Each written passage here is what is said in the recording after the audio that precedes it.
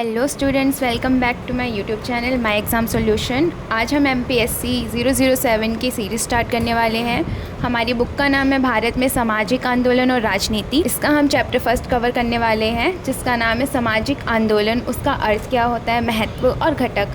Basically हम इस पूरे चैप्टर में देखेंगे कि सामाजिक आंदोलन होता क्या है, मतलब इसका महत्व क्या है, ये किस लिए ज़रूरी होता है एंड ऑल। इसी के साथ साथ अगर आपको डिटेल्ड नोट्स चाहिए तो आप हमें दिए गए व्हाट्सएप नंबर पर कांटेक्ट कर सकते हैं। हम इग्नू के अलावा यहाँ पे DU, जामिया, DAOU और अदर यूनिवर्सिटीज़ के भी नोट्स प्रोवाइड करते हैं। तो आप इस चैप्टर में हम दिए गए टॉपिक्स को कवर करने वाले हैं, जैसे कि सामाजिक आंदोलन की प्रस्तावना क्या होती है, इसकी परिभाषा क्या होती है, सामाजिक आंदोलन और राजनीतिक आंदोलन में फ़र्क क्या है, इतर संवैधानिक और गैर संस्थागत मार्ग क्या होते हैं, सामाजिक आंदोलन के महत्व और इसके घटक। तो इस पूरे वीडियो में आपको पता चलेगा, ये वन शॉट वीडियो होने वाली है आपकी। इसमें आपका पूरा जो है मेन टॉपिक्स कवर हो जाएंगे। पर अगर आपको नोट्स चाहिए तो आप हमें दिए गए व्हाट्सएप नंबर पर कांटेक्ट कर सकते हैं। तो इसकी हम प्रस्तावना देखते हैं। सामाजिक आंदोलन समान लक्ष्यों से बंधे नागरिकों, समूहों और समुदायों द्वारा किए जाने वाले संयुक्त प्रयास हैं जो कार्य करने और अपनी स्थिति पर काबू पाने, सामाजिक मुद्दों से मिलकर निपटने या वर्चस्व का विरोध करने के लिए खुद को संगठित करते हैं। बेसिकली इस डेफिनेशन में आपको बताया गया है कि सामाजिक आंदोलन वह चीज़ें होती हैं जिसमें जो अलग अलग लोग होते हैं, जिनके जो लक्ष्य होते हैं वो सेम होते हैं, वो मिलकर कुछ प्रयास करते हैं जिससे कि हमारा जो समाज है वो और बेहतर बने। हमारे समाज में बहुत सी बुराइयाँ होती हैं, जैसे कि आप सभी जानते हैं, बहुत सारी कुप्रथाएँ थी जिनके लिए अलग अलग टाइम पे हमारे सामाजिक आंदोलन हुए और वो चीज़ें ठीक भी हुई हैं। जैसे कि आप एग्ज़ाम्पल के लिए समझ ही सकते हो, सामाजिक आंदोलन में हम देखते हैं कि जब इंडिया ब्रिटिशर्स का ग़ुलाम था तब भी हमारे सामाजिक आंदोलन बहुत से हुए थे, जिससे कि इंडिया को फ्री होने में हेल्प मिली थी। तो वही चीज़ें हैं। इसके बाद सामाजिक आंदोलन आधुनिक युग का एक महत्वपूर्ण पहलू है। यह आंदोलन सामाजिक है क्योंकि वह समाज के सभी पहलुओं को शामिल करते हैं, जैसे कि राजनीतिक, आर्थिक, सामाजिक और सांस्कृतिक। वे महत्वपूर्ण हैं क्योंकि उनमें समाज में बड़े बदलाव लाने के लिए जनता की चेतना को बदलने की शक्ति है। बेसिकली जो सामाजिक आंदोलन होते हैं उसमें क्या होते हैं, सारे जो उतने भी मतलब समाज के ज़रूरी पहलू होते हैं उन सब से रिलेटेड होता है, जैसे कि राजनीतिक हो गए, आर्थिक हो गए, सामाजिक और सांस्कृतिक। ये इन चीज़ों में जितनी भी दिक्कतें होती हैं उनको सॉल्व करने के लिए क्या है, आंदोलन किए जा सकते हैं। आंदोलन को बेसिकली आप मूवमेंट्स भी बोल सकते हो इंग्लिश में। जितने भी मूवमेंट्स होते हैं वो किस लिए किए जाते हैं, बेसिकली कोई भी चीज़ बुरी, कोई भी चीज़ गलत वे में हो रही हो, या फिर कहीं पे भी भेदभाव का सामना करना पड़ रहा हो, या फिर जो चीज़ हमारे लिए अच्छी नहीं है तो उसे दूर करने के लिए आंदोलन किए जाते हैं। हम नेक्स्ट स्लाइड पे पहुंचते हैं। सामाजिक आंदोलन की परिभाषा को अगर हम देखें तो सामाजिक आंदोलन की परिभाषा है कि यह एक सक्रिय प्रक्रिया है, यानी कि एक्टिव प्रक्रिया है, जिसमें समाज के लोग अपने अधिकारों, समस्याओं या सामाजिक मुद्दों पर सुधार लाने के लिए आगे आते हैं। इसमें लोग सामाजिक, राजनीतिक या आर्थिक बदलाव को प्राप्त करने के लिए सामूहिक रूप से प्रयास करते हैं। जैसा कि आप देख ही सकते हो इधर, यहाँ पे क्या होता है, समाज में जो लोग होते हैं अपने अधिकारों, समस्याओं या सामाजिक मुद्दों पर सुधार लाने के लिए काम करते हैं। अलग अलग लोग मिलकर आंदोलन करते हैं जिससे कि समाज में सुधार हो। इसमें लोग सामाजिक, राजनीतिक, आर्थिक बदलाव को प्राप्त करने के लिए मिलकर काम करते हैं, प्रयास करते हैं, जिससे कि ये सारी चीज़ें जितनी भी हैं वो सॉल्व हो जाए। यह आंदोलन विशेष वर्ग, समुदाय या समाज के विभिन्न वर्गों के हित में हो सकता है।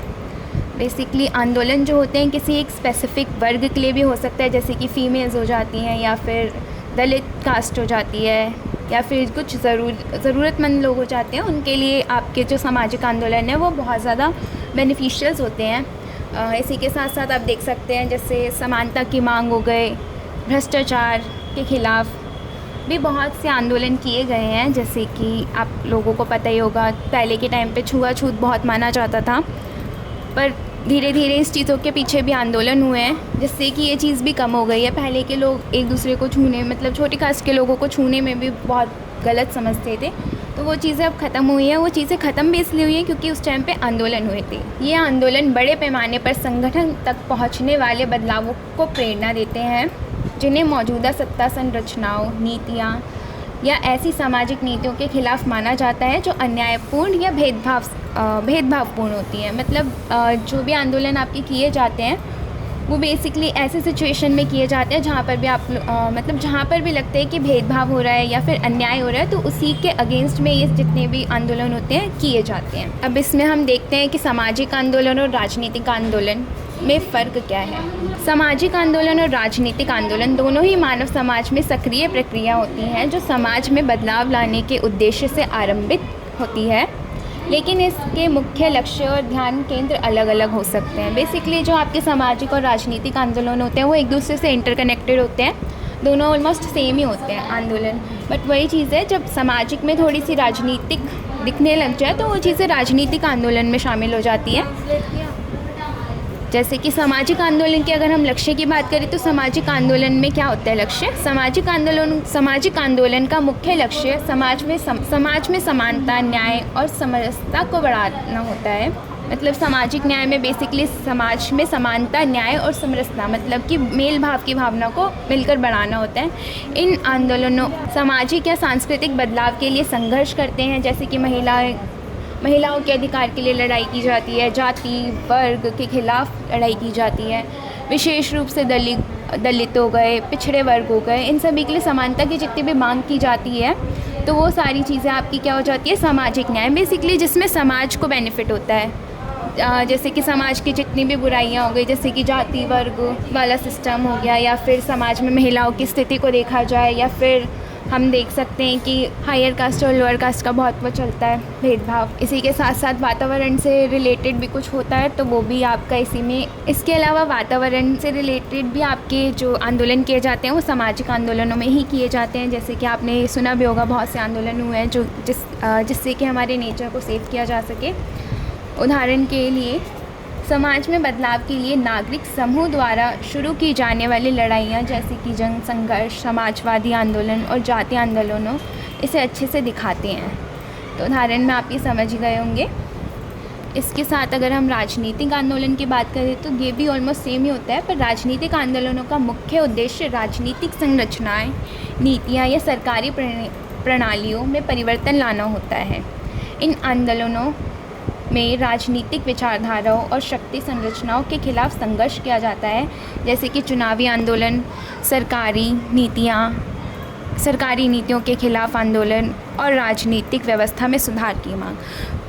वही चीज़ अगर आंदोलन में हम अपनी राजनीति से रिलेटेड कुछ मांग कर रहे हैं तो वो चीज़ हमारे राजनीतिक आंदोलन में आ जाती है। जैसे कि हमें सरकार द्वारा कोई नियम पारित हुआ है वो हमें पसंद नहीं आता, तो उस केस में हम क्या है, हम मूवमेंट करेंगे जो कि राजनीतिक मूवमेंट कहलाएगा। क्यों? क्योंकि हम राजनीतिक में बदलाव चाह रहे हैं, राजनीति में कुछ ना कुछ बदलाव चाह रहे हैं, इसलिए राजनीतिक। हाँ, जैसे कि चुनावी आंदोलन हो गए, सरकार की नीतियों के खिलाफ आंदोलन हो गए, ये सब। उदाहरण के लिए राजनीतिक दलों द्वारा आयोजित आंदोलन, जन आंदोलन और राजनीतिक संगठन इस श्रेणी में आते हैं। ये सारे आंदोलन आपने सुने ही होंगे कभी ना कभी।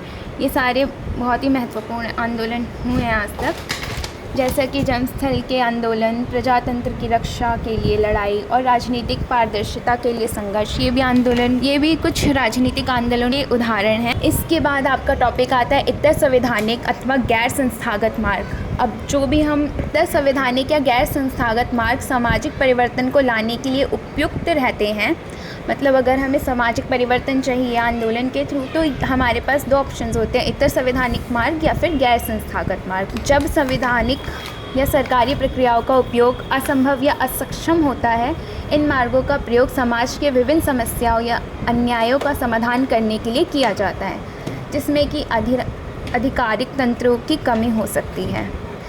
इतर संवैधानिक मार्ग में आप बेसिकली समझ सकते हैं जो भी हमारा मार्ग संविधान से रिलेटेड होता हो, मतलब संविधान के थ्रू हम अपने मार्ग पे मतलब संविधान के थ्रू हम परिवर्तन लाने की बात करते हैं। उदाहरण के लिए आप इसमें समझ सकते हो, इसमें विभिन्न कानूनी प्रक्रियाएं होती हैं, संविधान की आधिकारिक रूप से प्रतिष्ठा होती है, लेकिन अक्सर यह प्रक्रियाएं संघर्ष और देरी का कारण बनती है। ऑब्वियसली अगर कोई प्रोसेस संविधान के थ्रू चलता है तो उसमें आपको पता होगा कितना टाइम लग जाता है। समाज में अधिक विवादित या न्यायिक मुद्दों को संवैधानिक मार्ग से हल करने के लिए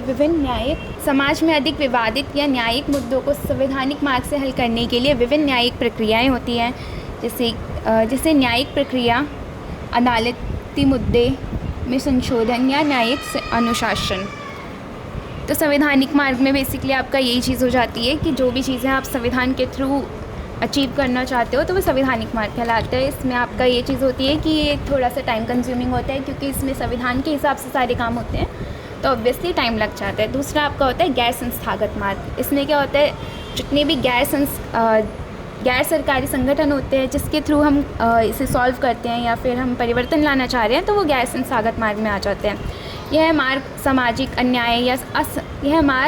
सामाजिक अन्यायों या समस्याओं के समाधान के लिए अलग अलग समुदायों, गैर सरकारी संगठन या व्यक्तिगत प्रयासों को सम्मिलित करते हैं।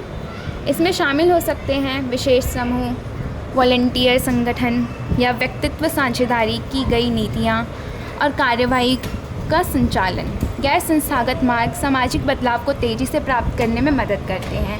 बेसिकली यही चीज़ है, क्योंकि इसमें आपका संविधान के थ्रू कुछ प्रोसेस नहीं होता, तो ये आपके जो इतना संवैधानिक मार्ग होते हैं उससे फर्स्ट प्रोसेस हो जाते हैं। इसके बाद अगर हम सामाजिक आंदोलन के महत्व की बात करें तो सामाजिक आंदोलन एक महत्वपूर्ण रोल निभाता है जो समाज में परिवर्तन लाने के लिए व्यक्तियों या समूहों द्वारा किए जाने वाली गतिविधियों को दर्शाता है। इन आंदोलन का महत्व विभिन्न कारणों से होता है। अब बेसिकली सामाजिक आंदोलन का महत्व अगर हम देखें तो ये बहुत ही महत्वपूर्ण है हमारे समाज की नज़रों से। क्योंकि एक तरीके से समाज में बदलाव लाते हैं, अच्छे बदलाव, जिससे कि समाज और बेहतर होता है। इसमें अलग अलग व्यक्ति शामिल होते हैं या फिर समूहों द्वारा कुछ गतिविधियाँ की जाती हैं जिससे कि आपका समाज में परिवर्तन आए जो कि समाज के लिए अच्छा हो। अगर हम इसके महत्व की बात करें तो सामाजिक परिवर्तन का आधार, इसका पहला महत्व है सामाजिक आंदोलन समाज में परिवर्तन लाने का एक महत्वपूर्ण साधन है।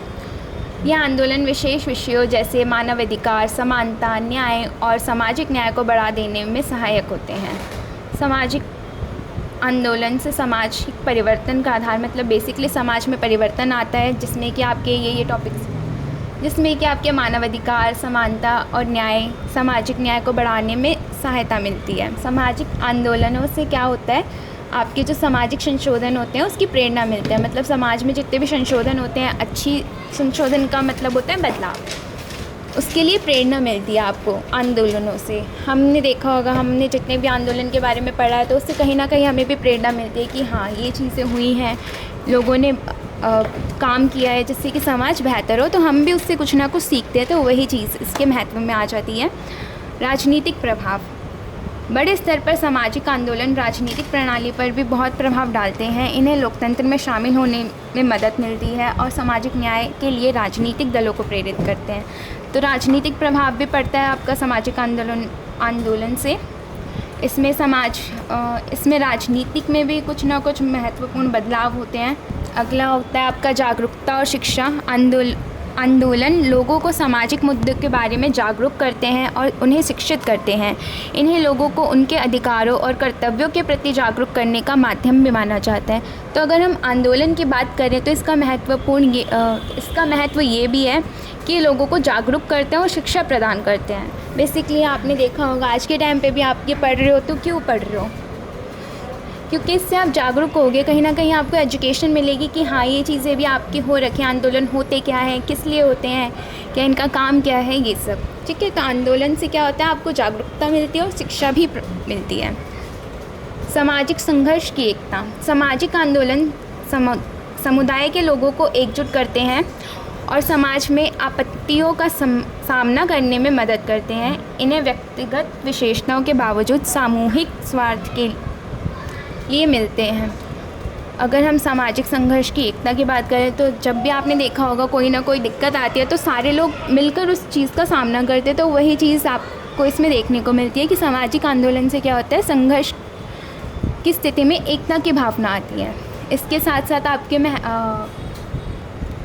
आंदोलन के महत्व को अगर हम देखें तो इसमें लोकतांत्रिक भागीदारी भी बढ़ती है। बेसिकली आप अगर आंदोलन का पार्ट बनते हैं तो उस केस में आपको क्या है, मान लीजिए आप अपने देश के सुधार के लिए कुछ आंदोलन कर रहे हैं तो एक तरीके से आप उसमें दिखा रहे हैं कि आप लोकतांत्रिक भागीदारी दे रहे हैं। सामाजिक आंदोलन में भाग लेना लोकतांत्रिक मूल्यों को मजबूत करता है और नागरिक सहभागिता और सक्रिय नागरिक को प्रोत्साहित करता है। वह व्यक्ति को निर्णय लेने की प्रक्रिया में भाग लेने और सरकारों और संस्थाओं को जवाबदेही में रखने के लिए सहज करता है। बेसिकली लोकतांत्रिक भागीदारी बढ़ती है क्योंकि लोगों को पता चलता है कि उनके राइट्स क्या हैं, राइट्स क्या नहीं हैं। इसी के साथ साथ वो अगर आंदोलन कर रहे हैं तो उन्हें उससे उनकी लोकतांत्रिक भागीदारी बढ़ती है। क्यों? क्योंकि वो लोकतंत्र में बढ़ चढ़कर हिस्सा ले रहे हैं, क्योंकि वो समाज की बुराइयों पर काम करना चाह रहे हैं, मतलब समाज की बुराइयों पर आंदोलन कर रहे हैं जिससे कि वो बुराइयां ख़त्म हो जाएं। इसके बाद अगर हम देखें सामाजिक आंदोलन के घटक, तो सामाजिक आंदोलन के मुख्य घटक क्या हैं? बेसिकली घटक होते हैं क्या हैं? कंपोनेंट्स होते हैं जिससे आपका सामाजिक आंदोलन पूरा होता है। सबसे पहले समस्या या मुद्दा, जिससे आप इशू और कंसर्न भी बोल सकते हो इंग्लिश में। अगर आपको सामाजिक आंदोलन करना है तो आपको यही चीज़ें लगेंगी। सबसे पहले आपका सामाजिक मुद्दा, इशू और कंसर्न। मान लीजिए कोई मुद्दा ही नहीं होगा आंदोलन करने के लिए, तो आप किस पे करेंगे? तो वही चीज़ इसमें दे रखी है कि सामाजिक आंदोलन का पहला घटक एक विशिष्ट समस्या या मुद्दे का होता है जिसके खिलाफ आंदोलन उठता है। इसे आंदोलन के मूल दृष्टिकोण के रूप में देखा जा सकता है जो समाज में बदलाव की मांग करता है। सबसे फर्स्ट आपका मुद्दा ही हो जाता है इशू, जो भी समस्या होती है जिस भी टॉपिक पर आप आंदोलन करने वाले हैं वो। दूसरा होता है आपका आंदोलनकर्ता, एक्टिविटिस्ट। ये वह व्यक्ति होते हैं, यह उन व्यक्तियों का समूह होता है जो समस्या के समाधान के लिए सक्रिय रूप से काम करते हैं। आंदोलनकर्ता समूह में समाहित होते हैं और विभिन्न उपायों को प्रासंगिक बनाने के लिए संगठित होते हैं। आंदोलनकर्ता वह लोग होते हैं जो कि आपके मूवमेंट्स में डायरेक्टली इन्वॉल्व होते हैं, जो कि मतलब मूवमेंट को रिप्रेजेंट करते हैं वो लोग। इसके बाद आंदोलन की संगठना, ऑर्गेनाइजेशनल स्ट्रक्चर। सामाजिक आंदोलन की अच्छी संगठना और व्यवस्थितता उसकी प्रभावकारिता में महत्वपूर्ण भूमिका निभाती है। इसमें लीडरशिप, नेतृत्व, संस्थागत संरचना और अंतर्निर्णय के प्रकार शामिल होते हैं। और टॉपिक है आपका आंदोलन की रणनीति, स्ट्रेटजीज ऑफ द मूवमेंट। आंदोलन की रणनीति उसके उद्देश्य और समस्याओं के सामने खड़े होने के लिए अनुकूल बनाई जाती है। इसमें प्रदर्शन, सभा, प्रवर्तन और सामाजिक मीडिया का प्रयोग शामिल होता है। बेसिकली आंदोलन आप कैसे स्ट्रेटजीज से करेंगे वो चीज़ें आपकी इसमें शामिल हो जाती हैं। ऑब्वियसली अगर आप आंदोलन कर रहे हैं तो उसके लिए आपको कुछ ना कुछ स्ट्रेटजीज भी लगेंगी कि आपको अपने आंदोलन को कैसे रिप्रेजेंट करना है लोगों के सामने, आप क्या टॉपिक्स को रखने वाले हैं, कैसे आपका जो आंदोलन है वो बहुत ज़्यादा इम्पैक्टफुल लगेगा लोगों को, वो सारी चीज़ें इसमें शामिल हो जाती हैं। इसके बाद होता है आंदोलन की प्रभावशीलता, इफ़ेक्टिवनेस ऑफ द मूवमेंट। आंदोलन की प्रभावशीलता उसकी सफलता का मापदंड होती है। यह उसकी क्षमता और समर्थन की दिशा में उसके प्रयासों का परिणामानुसार आंकलन करती है। आंदोलन की प्रभावशीलता, अगर इसकी बात करें तो ये जितना ज़्यादा आपका आंदोलन प्रभावशील होगा उतना ही ज़्यादा आपके चांसेस होंगे कि वो आपका जो आंदोलन या मूवमेंट है वो सक्सेसफुल होगा। बेसिकली अगर मान लीजिए आपके आंदोलन में प्रभावशीलता ही नहीं होगी, इफ़ेक्टिवनेस ही नहीं होगी, लोगों को लगेगा ही नहीं कि हाँ ये कुछ है भी, तो लोग आपको सपोर्ट ही नहीं करेंगे और वो आंदोलन कभी पूरा हो भी नहीं सकता।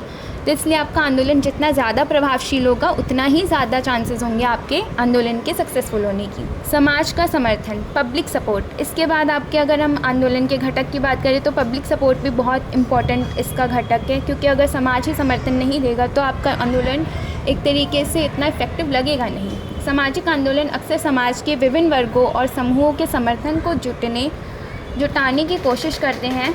समर्थन आंदोलन की मांगों को राष्ट्रीय या अंतर्राष्ट्रीय स्तर पर व्यापक करने में महत्वपूर्ण करते हैं।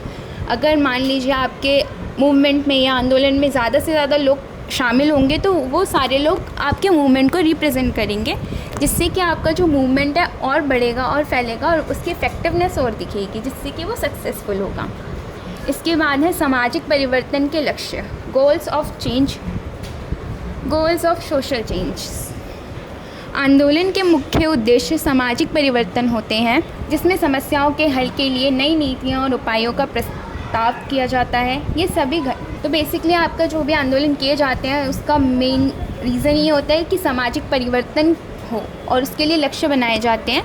तो वही चीज़ इसमें आपको दे रखी है कि आंदोलन के मुख्य उद्देश्य सामाजिक परिवर्तन होते हैं। अगर आपके आंदोलन शुरू हो रहे हैं, किसी भी रीज़न से होते हैं, उसका मेन मोटिव ये होता है कि इससे आपके जो समाज है उसमें कुछ ना कुछ चेंजेस हो, ठीक है, जिसमें समस्याओं का हल करना या फिर नीतियाँ बनाना या फिर उपाय लाना मेन आपका काम हो जाता है। बेसिकली आपके कुछ भी इश्यूज़ होंगे, आपने अभी देखा जैसे हमारा फर्स्ट ही था घटक इश्यूज़, तो उस इश्यूज़ पे आप क्या हल कर सकते हो, उसके लिए क्या नीतियाँ बना सकते हो या क्या उपाय आप उसके लिए प्रस्तुत कर सकते हो, वो सारी चीज़ें आपके सामाजिक परिवर्तन के लक्ष्यों में आ जाती हैं।